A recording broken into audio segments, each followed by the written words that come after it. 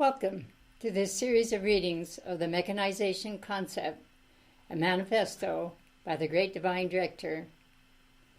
There are 22 parts to these releases by the Great Divine Director. He has asked that they be read in the order of their release.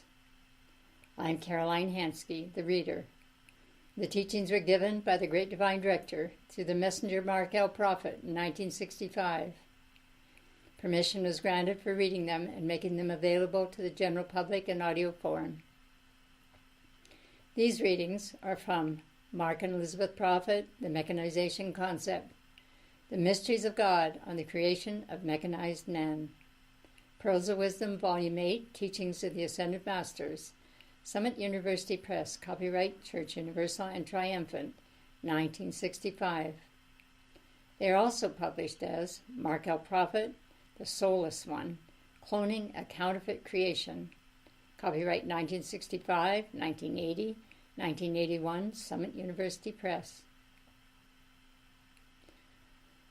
Why would you want to listen to and or read these releases? Because the message in them is as important now, or even more so, as when it was originally delivered. The message is serious and ought to be taken seriously. The mechanical, non-human creation, not created by God ones, are among us and have been for thousands of years. We have taken on their consciousness to some degree and must free ourselves from it. Prayer and working on our psychology are two ways of doing this. But first, we must be aware of what the mechanical consciousness is. These releases by the Great Divine Director are for this purpose. What makes this so relevant at this time? If you are following the news of the development of robots for every conceivable purpose, then is it not curious that this is made to seem a new development? As these current robots are portrayed, they are obviously mechanical. Yet, just as obvious from the Great Divine Director teachings is the fact that the robots that have been on the earth for thousands of years appear like humans. We don't know the difference. Then why is it important to make us think this is a new advanced development? Something to ponder. The Great Divine Director is a cosmic being with many offices in the spiritual hierarchy. For example, he is a member of the Karmic Board in which he represents the first ray of God power. He is known as the Great Divine Director because he has merged his consciousness with the cosmic cycles of God's divine plan for untold universes of light. Great Divine Director is the title of an office in the cosmic hierarchy, given to the one who, by virtue of diligent application over the eons, focuses within his causal body the formula of the ascension for the children of God and the sons and daughters of the Most High evolving in this cosmos. The causal body is the spiritual part of us in which is stored our attainment, all merit we have ever accrued, our treasures stored in heaven. The Great Divine Director's causal body is a giant blue sphere that surrounds the entire planet. Thus his attainment of cosmic consciousness qualifies him to ensoul the flame of divine direction on behalf of Earth's evolutions and untold lifeways beyond. The Great Divine Director long ago passed those initiations that placed him at cosmic levels of service and qualified him to become the Manu of the seventh root race. A Manu embodies the archetype for an entire life wave of souls who will incarnate on Earth at a certain period, including the divine image and likeness out of which they are made and the pattern of their destiny. The seventh root race is destined to embody first in South America under the Great Divine Director, and so he presides spiritually over the continent of South America. He is then the lawgiver and sponsor of the seventh root race, the one who holds the blueprint for the entire race of the souls who begin their embodiment in the age of Aquarius that is now dawning. Godfrey Ray King, author of the book, The Magic Presence, describes the Great Divine Director in it. This majestic being stood fully 6 feet 4 inches in height, with wavy hair that fell to his shoulders and looked like sunshine on gold.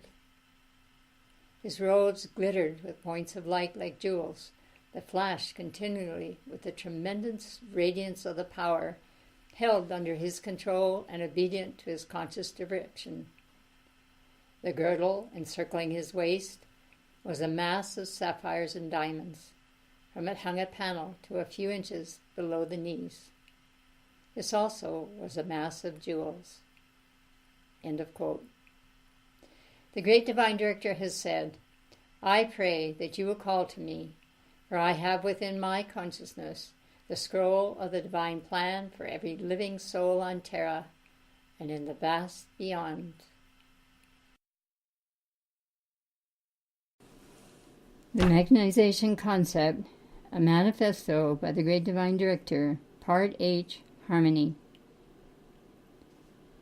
To men and women of progress, I outline the interplay of subtle forces of religious and political thought, whose impinging vibrations ultimately produce the discordant mechanical sense that can and shall give way to harmony by your invocation of the violet transmuting flame. Precious ones, it cannot be denied that just as there are many areas of harmony in human affairs, so there is in the realm of human thought and feeling a great variety of diverse opinions about a multitude of things, some of which are diametrically oppositional to other segments of human thought. Quite naturally, the vibratory rate of empathetic thought is similar, whereas that which is contrary sets up an opposing vibration. Many may recall that several years ago a major air disaster was occasioned because one of the motors of the plane set up what we may term an off-center vibration, which was transmitted to the motor on the other side of the plane. This acted as an amplifier of the epicentric vibration, and then, in turn, transmitted it back to the originating source, where it again was built up and transmitted to the other side, until the plane literally came apart from the action of vibration.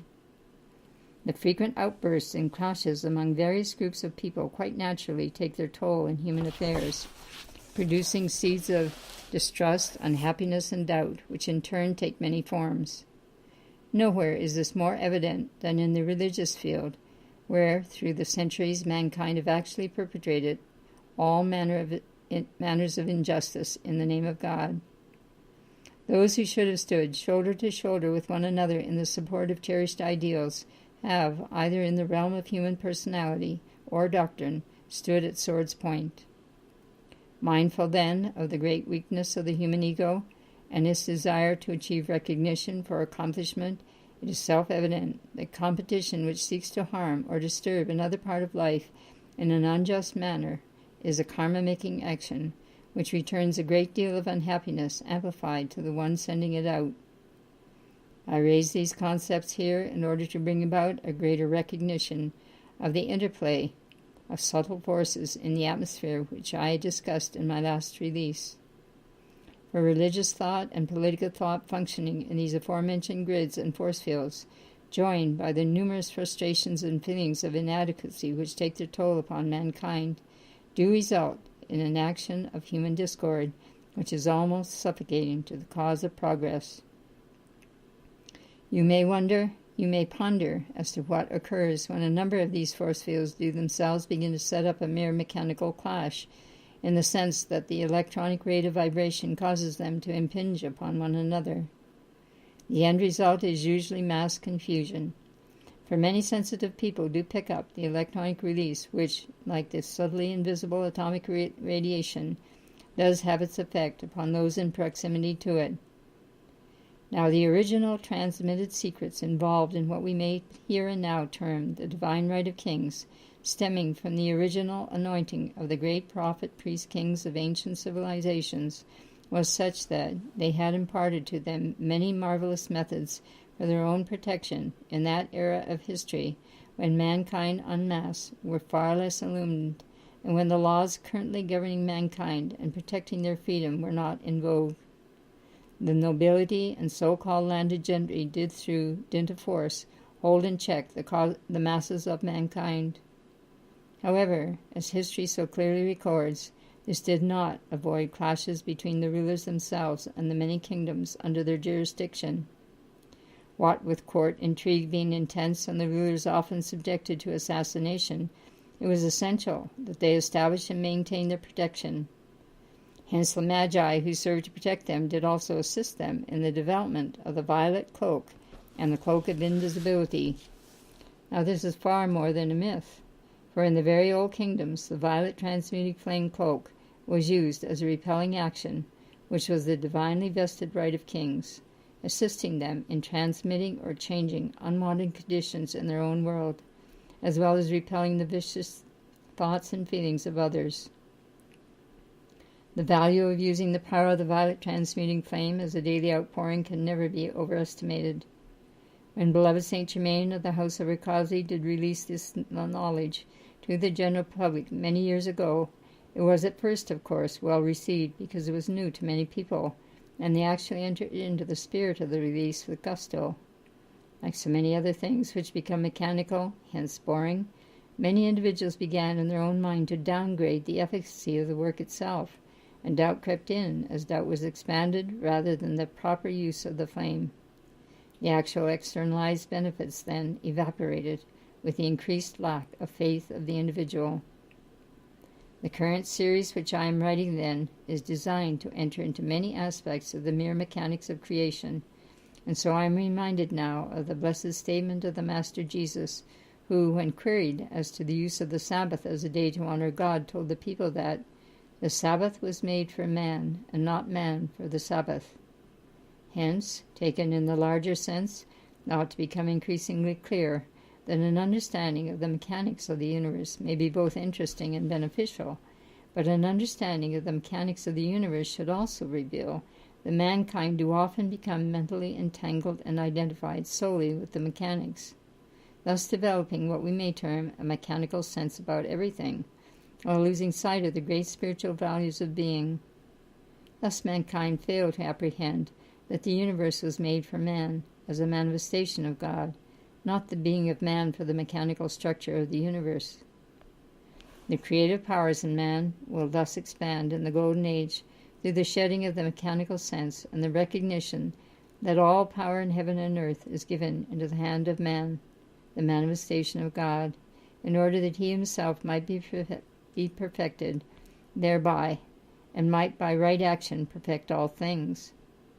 Now man is often driven inward to seek retreat from outer turmoil, but the great microcosmic, macrocosmic interchange of forces is not intended to be a mere explosive release of energy, or even an implosion. A masterful balance of outflow and inflow can be achieved, whereby divine grace expands in a limitless way in the outer and inner life of an individual. This life is God, and this God, good. Expanding from the individual out into the world of form, taking dominion over all things, also becomes in man the great spiritual sense of God, the great feeling of oneness and attunement, whereby deep within the consciousness and being of the individual, divine awareness brings about identification with perfection.